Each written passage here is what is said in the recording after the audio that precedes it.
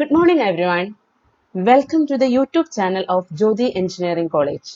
I'm Soumya, working as Assistant Professor in Mechatronics Engineering Department. Today, I am going to present a topic on solar radiation measuring instruments. Most of us might have heard about the term solar energy. Actually, what is solar energy? Simply, it is a renewable source of energy and derived from the sun's rays. What are the advantages of solar energy? It is non-polluting, clean, reliable and renewable source of electricity. It does not pollute the air by releasing harmful gases like carbon dioxide, nitrogen oxide and sulfur oxide. There are two types of direct solar energy technology, which includes solar thermal and solar photovoltaic. Firstly, let's try to answer what is solar thermal technology. Solar thermal systems usually come with collectors that face the sun and absorb heat. This heat is then transferred to either water or another heating fluid. Solar PV harness the PV technology to capture sun's rays and directly convert the sunlight into electrical energy. These panels function best during the day when there is sunlight. Solar thermal systems are a good solution for water heating and other direct industrial heating applications. Compared to solar thermal, solar PV systems are a relatively new technology and are beginning to be seen as a good alternative for electricity generation in many regions worldwide. Next, I am going to discuss about solar radiation and its classification. Solar radiation is a term used to describe visible and near visible radiation emitted from the sun. It is mainly of three types: direct radiation, diffused radiation and global solar radiation. So first one, direct radiation or beam radiation. Beam radiation is the solar radiation received from the sun without having been scattered by the atmosphere. Next, diffused radiation. It is the solar radiation received after its direction has been changed by reflection and scattering in the atmosphere. As sunlight passes through the atmosphere, some of it is absorbed, scattered and reflected by air molecules, water vapor, cloud, dust and pollutants from power plants and forest fires. This is called diffuse radiation. Next one, global solar radiation. Global radiation is the total shortwave radiation from the sky falling onto a horizontal surface on the ground. It includes both the direct solar radiation and the diffuse solar radiation resulting from reflected or scattered sunlight. Next, I am going to focus on solar radiation measuring instruments. There are basically two types of solar radiation measuring instruments, that is the pyranometer and pyrheliometer. The pyranometer is used to measure the total radiation, that is direct plus diffuse, within its hemispherical field of view, whereas the pyrheliometer is an instrument used for measuring the beam radiation at normal incidence. So first one, pyranometer. Pyranometer is a dome-like structure that measures diffused sun energy, while pyrheliometer is an instrument that measures direct sun's energy. Both are often used in conjunction in meteorological research stations, solar energy research, and also in many scientific applications. Next, the working principle of pyranometer. Here, the radiation from the surrounding atmosphere passes through the glass dome and falls onto the black body situated at the center of the instrument.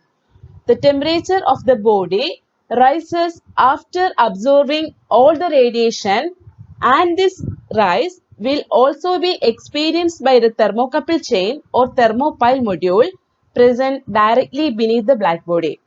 So, the one side of the module will be hot and another will be cold because of the heat sink. The thermocouple module or thermopile module generates a voltage and this can be seen at the output terminals. This voltage received at the output terminal is directly proportional to temperature difference according to the principle of a thermocouple. Since we know that the temperature difference is related to radiation absorbed by the black body, we can say that the output voltage is linearly proportional to the radiation. Next instrument, pyrheliometer. A pyrheliometer is an instrument used for the measurement of direct beam solar irradiance. Its outer structure looks like a long tube projecting the image of a telescope, and we have to point the lens to the sun to measure the radiance. It collimates the radiation to determine the beam density as a function of incident angle. It is also known as normal incidence pyranometer. To measure direct solar radiation correctly, its receiving surface must be arranged to be normal to the solar radiation. For this reason, the instrument is usually mounted on a sun tracking device called an equatorial mount. Here the lens is pointed towards the sun and the radiation will pass through the lens, collimated to and at the end falls onto the black body present at the bottom and is directed onto a thermocouple module or thermopile which converts the heat to an electrical signal that can be recorded. The signal voltage is converted via a formula to measure watts per square meter, that is solar radiation. It can be seen that black body absorbs the radiation falling from the lens. A perfect black body completely absorbs any radiation falls on it. So the radiation falling into the tube gets absorbed by the black object entirely. Other devices used for solar radiation measuring purposes are pyrheliometer and net pyridometer. A pyrheliometer is an instrument used for measuring the infrared radiation spectrum in the atmosphere, which extends from 4.5 to 100 micrometer. This instrument has different sensitivity to short and long wave radiations. It is designed for both material testing research and atmospheric applications. Long wave radiations are emitted by all objects existing on the earth. However, the main purpose of a pyrheliometer is to perform the meteorological observation of atmospheric radiation and the net radiation from between the earth and the atmosphere. Its working principle. The pyrheliometer is operated based on the principle that radiant energy is converted into heat energy, which can be measured by a thermopile. This instrument consists of a silicon dome to isolate long wave radiation from solar short wave radiation during daytime. It also includes a vacuum deposited interference filter having a transmission range of approximately 3.5 to 50 micrometer and a shielded case to minimize heating of the instrument due to solar radiation. Thermistors are employed to monitor the temperatures of the dome case and environmental thermal infrared irradiance. A detector that is coated with a black paint detects a net signal from various sources, including emissions from the dome, case, and targets in its field of view.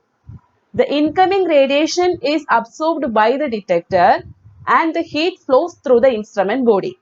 The thermal gradient across the thermopile creates a voltage that is relative to the net radiation. The spectral range of the incoming radiation is restricted by the filter that eliminates unwanted solar radiation. Thus, the thermal infrared irradiance can be measured in watts per square meter.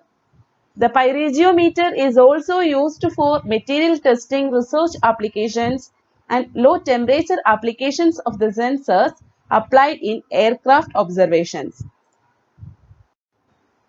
Next one, net pyridometer. Net pyridometer measures the net total radiation flux, that is, the summation of solar, terrestrial and atmospheric downward and upward through a horizontal surface. It is suitable for solar energy studies in agriculture and meteorology. Glass dome is replaced with a hemisphere of silicon. Silicon domes are delicate and degrade with exposure to sunlight, weatherproof and durable. Fully sealed construction for low maintenance. Moisture can condense inside domes which can lead to errors. Domes can be pressurized with dry air or nitrogen to avoid these errors. Two pyridometers, one facing up and one facing down, can be combined to measure net radiation at the Earth's surface, known as a net pyridometer or net radiometer. The head of the net pyridometer is cast from epoxy resin and has a weather-resistant polyurethane finish. A double-sided sensor thermopile is fitted to the middle of the head and is protected from wind and rain by semi-rigid polythene domes. The instrument is hermetically sealed to keep the domes inflated and dry. A circular level is fitted into the head to aid in leveling of the sensor. The sensor consists of a zigzag-shaped 250-junction thermopile bonded between a pair of thin, flat aluminum plates. The aluminum plates are blackened with a coating that has a flat spectral response through the spectrum from visible light to far infrared. Incident radiation from the sky is absorbed by the upper sensor disk, resulting in an elevation of its temperature. Incident radiation from the ground is absorbed by the lower sensor disk, resulting in an elevation of its temperature. A temperature gradient forms between the upper and lower junctions of the thermopile, resulting in a linear EMF output which is proportional to the differential magnitude of the upper and lower irradiance. I hope this class has helped you to familiarize the different instruments used for solar radiation measurements. I also hope you have a better understanding as to the type of instrument that may be more suitable for your application needs. Thank you all. Thanks for your patience. See you again with a different topic.